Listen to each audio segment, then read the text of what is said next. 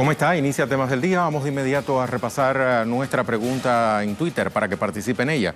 La vemos aquí. Sergei Lavrov se la cantó claro al secretario Mike Pompeo, quien pretendió bailar en casa del trompo. La democracia no se establece por la fuerza, así respondió el canciller de Rusia respecto a Venezuela. Le preguntamos, ¿la tiene fácil Estados Unidos para invadir al país suramericano? Opine. El gobierno de Estados Unidos viola el derecho internacional en su propio territorio. Agentes policiales intentaron ingresar por la fuerza al edificio que albergaba la Embajada de Venezuela en Washington, D.C., sin la autorización de las autoridades legítimas del país suramericano a fin de desalojar a los integrantes de la organización Code Pink, que desde hace 35 días protegen las instalaciones del asedio de opositores al gobierno del presidente Nicolás Maduro. Repasemos reacciones y hagamos contexto en nuestro primer tema del día.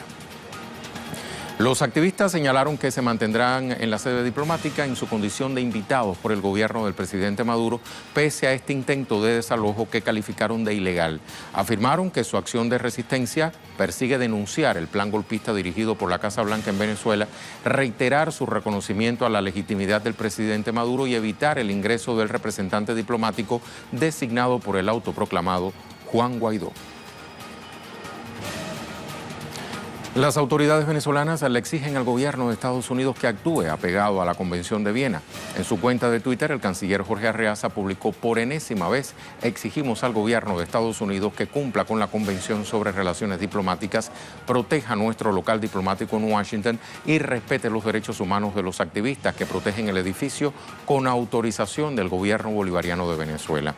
El representante de Venezuela ante la ONU, Samuel Moncada, escribió: si un gobierno usa en su territorio agentes pagados y protegidos para ocupar y violar las sedes diplomáticas de otros gobiernos, se destruye el principio de inmunidad y se pone en peligro a todas las sedes diplomáticas del mundo.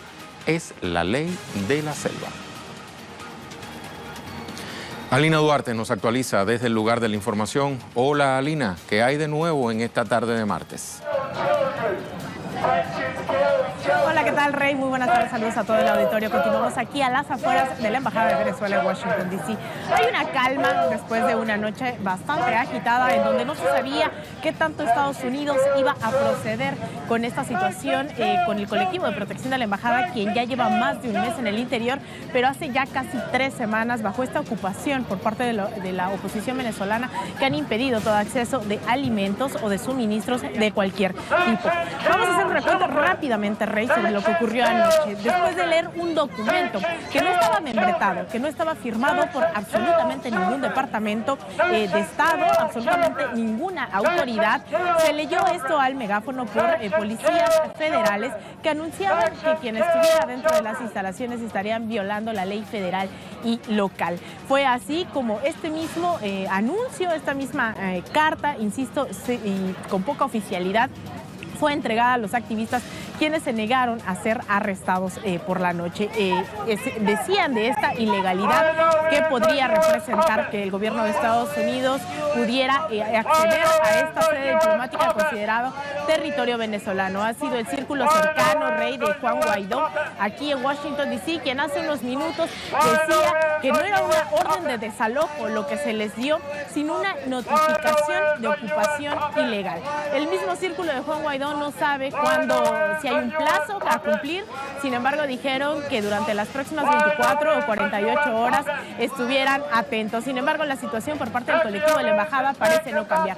A mis espaldas permanecen los mismos activistas que han estado ya más de un mes en esta sede diplomática, permanecen adentro y lo que dicen es dejaremos este lugar cuando los acuerdos de protección sean completados, sean cumplidos. Recordemos que la imagen de anoche fue bastante clara. Una vez que rompieron los candados, la Policía Federal, el Departamento de Estado, y abrieron las puertas de la embajada, ellos se negaron a entregarse a las autoridades y, bueno, mostraban carteles de no al golpe de Estado, manos fuera de Venezuela, y eso a través de las redes sociales es lo que siguen reiterando durante los últimos minutos y horas. No dejarán la sede diplomática, seguirán protegiéndola de una posible toma de la oposición venezolana. Muchas gracias por esta actualización, Alina. Hasta la próxima. Ahora, ¿por qué se afirma que el gobierno de Estados Unidos viola lo establecido en la Convención de Viena. Le vamos a explicar. El artículo 22 de la mencionada convención establece: el Estado receptor tiene la obligación de proteger las sedes diplomáticas contra toda intromisión o daño y evitar que se turbe la tranquilidad de la misión. En este sentido, la misión diplomática venezolana, así como el mobiliario y demás bienes en el interior de la embajada, no pueden sufrir ningún registro, requisa o embargo.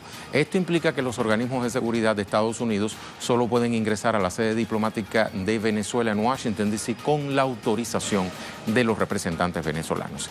Este consentimiento solo lo tienen los activistas del colectivo de protección de la embajada.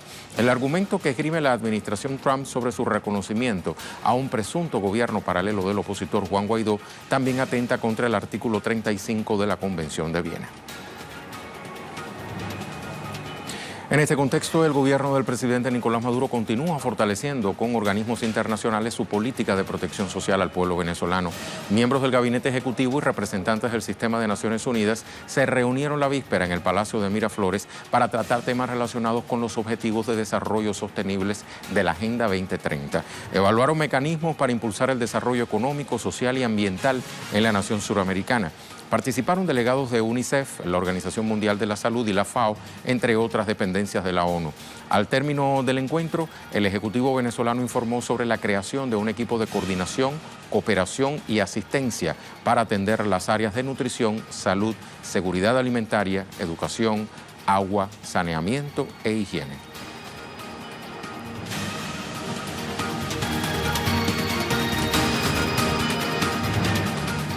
Tenemos entonces nuestra pregunta del día. Sergei Lavrov se la cantó claro al secretario Pompeo, quien pretendió bailar en casa del trompo. La democracia no se establece por la fuerza, así respondió el canciller de Rusia respecto a Venezuela. ¿La tiene fácil Estados Unidos para invadir al país suramericano? Opine. Nuestra imagen del día nos lleva hasta Australia. Activistas de Greenpeace, organización ambientalista que defiende el entorno, intentan desplegar un cartel debajo del Sydney Harbour Bridge en protesta contra los efectos nocivos del cambio climático. Con estas instantáneas, nos vamos a la pausa.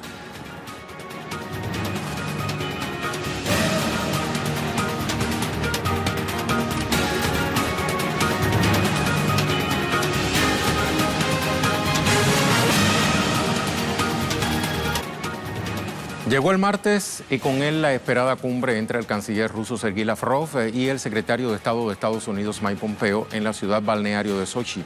Temas como el programa nuclear iraní, la guerra en Siria y la situación en Venezuela formaron parte de la agenda de este encuentro. ¿En qué puntos coincidieron y en cuáles no? En nuestro segundo tema del día le contamos. Acompáñenos. Apoyamos y consideramos errónea la decisión de Estados Unidos de salir del plan de acción conjunto y las medidas que toma el gobierno de Estados Unidos, las sanciones y que prohíben tener ningún tipo de negocio con Irán ni vender ni comprar petróleo. Esperamos que junto con nuestros socios europeos y chinos, que también son participantes de este plan de acción conjunto, nosotros sigamos en contacto con nuestros colegas estadounidenses y buscaremos juntos las salidas de esta crisis. Así se expresó Sergei Lavrov respecto a la decisión de Estados Unidos de retirarse del pacto nuclear con Irán e implementar sanciones contra la nación persa. En este encuentro, los representantes de la diplomacia rusa y estadounidense acordaron restablecer canales de diálogo para llevar a buen término la relación bilateral. Esta cumbre era muy esperada, entre otras razones, porque sobre la mesa se pondría la visión de estos dos países respecto a un tema tan peliagudo como es hoy la situación en Venezuela. ¿Qué dijo al respecto el secretario de Estado de Estados Unidos? Vamos a escuchar. Es que queremos que cada país reconozca el derecho del pueblo venezolano de tener su democracia, de tener elecciones. Si se trata de las fuerzas chinas, cubanas o otras, Estados Unidos cree que tienen que acabar su apoyo al señor Maduro y el pueblo de Venezuela tiene que tener su democracia y la posibilidad de votar. ¿Cómo respondió el jefe de la diplomacia rusa? Aquí las declaraciones del canciller Lavrov. Que Rusia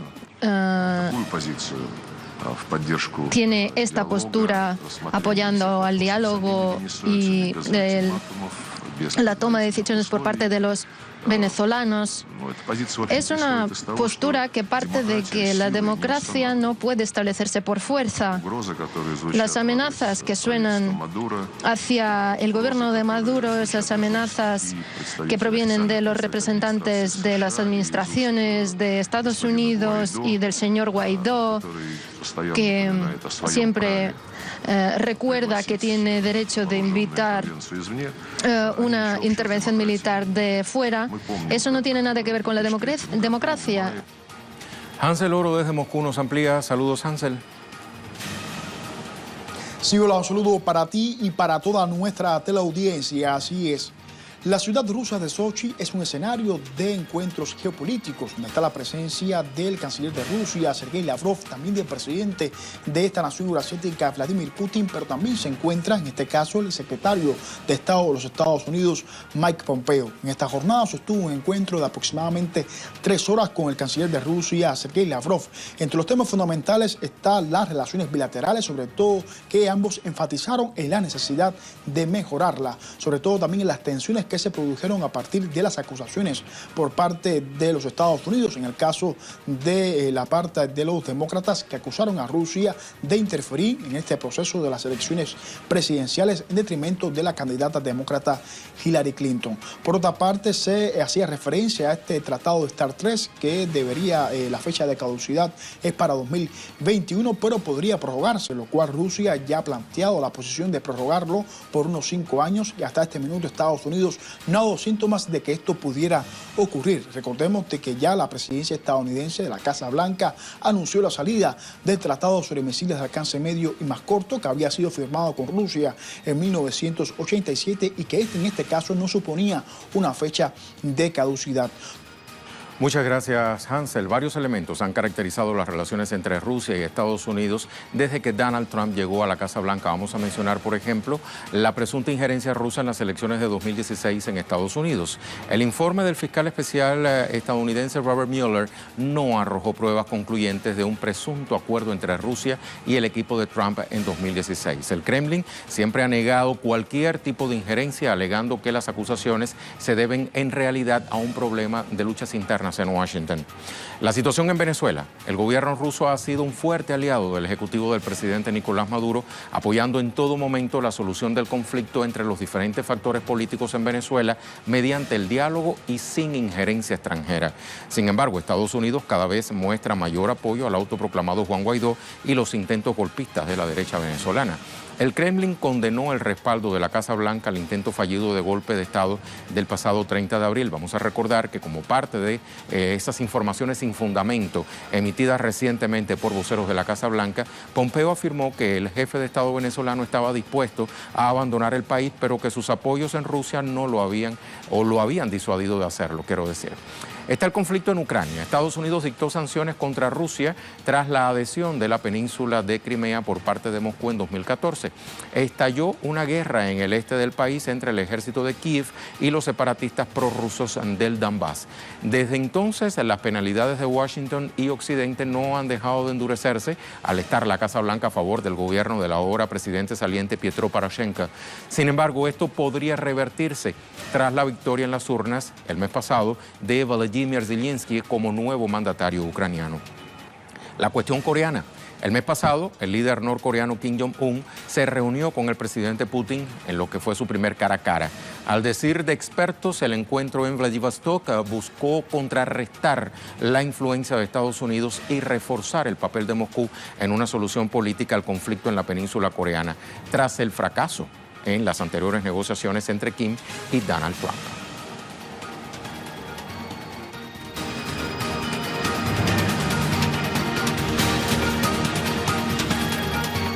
Le hablamos ahora de otros temas que también son noticias este martes. Revisamos las cuentas Twitter de nuestros corresponsales. Eduardo Martínez, trabaja el gobierno de México en un registro nacional de fosas. Los datos se actualizarán y serán presentados cada 15 días. Hoy el subsecretario para Derechos Humanos de la Secretaría de Gobierno informó que desde el 1 de diciembre se han localizado 222 enterramientos irregulares con 337 cuerpos. Brasil. Danay Galetti, la vigilia nacional convocada por el Consejo Nacional de Iglesias Cristianas de Brasil, la Coordinadora Ecuménica de Servicios y Cáritas Brasileñas, denunció el intento de gobierno de Jair Bolsonaro de imponer leyes injustas como la reforma de la Previdencia. Vamos a escuchar a Danay.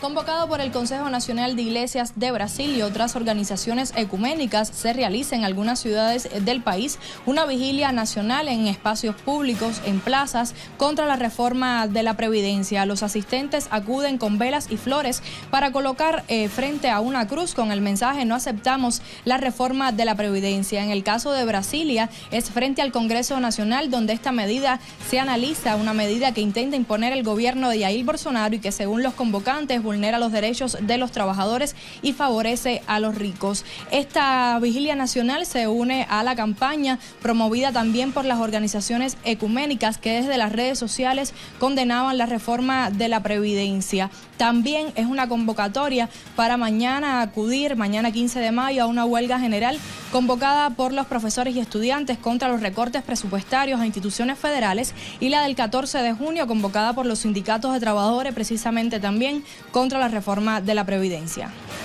Gracias a Danay. Aquí tenemos el tuit de Joan Ortiz y Serra, custodiados bajo control y rápidamente a la cárcel una vez se hayan constituido el Senado y el Congreso, pero nada de libertad provisional ni de suspensión del juicio. Así comenzará la nueva legislatura para 5 de los 9 presos políticos de Cataluña.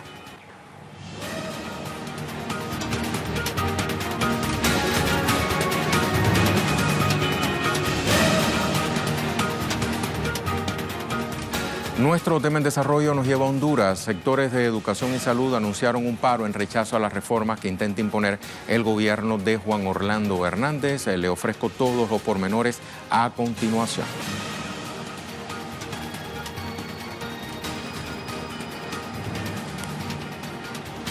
Ambos gremios informaron que el paro será formalizado, realizarán un llamado a las comunidades a que se sumen a protestar contra el decreto de emergencia implementado por el presidente Jo, como también se le conoce. El sector docente añadió que se mantendrán en plantón en la Plaza Cuba por la defensa del Instituto Nacional de Formación de Profesionales, que está amenazado por los recortes presupuestarios y riesgos de privatización. El sector salud, por su parte, tras paralizar sus actividades, aseguró que solo atenderá emergencias para presionar al Ejecutivo y cumplir con los acuerdos laborales. Vamos entonces a revisar nuestra pregunta en Twitter. Tenemos respuestas.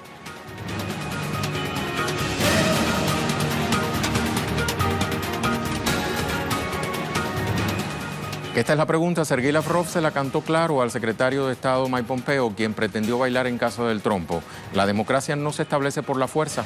Así respondió el canciller de Rusia respecto a Venezuela. Le preguntamos, ¿la tiene fácil Estados Unidos para invadir al país suramericano? Vamos a ver qué opinan. Magda, por ejemplo, dice: Estados Unidos sabe que con Rusia no se discute. Aunque ellos quieran invadir a Venezuela, es difícil con el apoyo que Rusia le brinda a Venezuela. Gracias a Magda. Otro tuit, el de Orlando, hoy segundo. Tienen que lidiar con 200 años de ejércitos independentistas que lucharon por la libertad y corren por nuestro torrente sanguíneo, además de la honorífica alianza que mantenemos con Rusia, China e Irán. No será fácil y menos un paseo, tampoco será más grande que Vietnam. Gracias, Orlando. Una tercera respuesta, la de Salomón. Para nada, Estados Unidos sabe que con el apoyo de Rusia, China, Irán, Corea del Norte a Venezuela, está claro que le es complicado intervenir militarmente, pues eso causaría una guerra sin precedentes en la historia, donde su propio territorio estaría en juego. Por lo tanto, no le conviene. Gracias, Salomón. Cuarta respuesta, Miguel Bolaño. Si la tuvieran fácil ya lo hubieran hecho y no lo harán porque se encontrarán con un pueblo y una fuerza armada dispuestas a defender la soberanía y la dignidad del pueblo hermano venezolano, además del apoyo incondicional de Rusia y China. Chávez vive, viva Venezuela. Por último, tenemos acá la de Mauricio, dice: es prácticamente imposible, Trump desespera. Muchísimas gracias a todos por su participación. Lo vamos a dejar entonces con el video web del día, producciones audiovisuales que puede conseguir compiladas en la cuenta en Facebook de Telesur. El presidente francés Emmanuel Macron cumple 2 años en el Elíseo y lo recibe con descontento social y continuas protestas en las calles debido a las medidas neoliberales por las que ha optado. Destaca el movimiento de los Gilets jaunes o chalecos amarillos como epicentro de estas movilizaciones sociales. Con estas imágenes nos despedimos por hoy.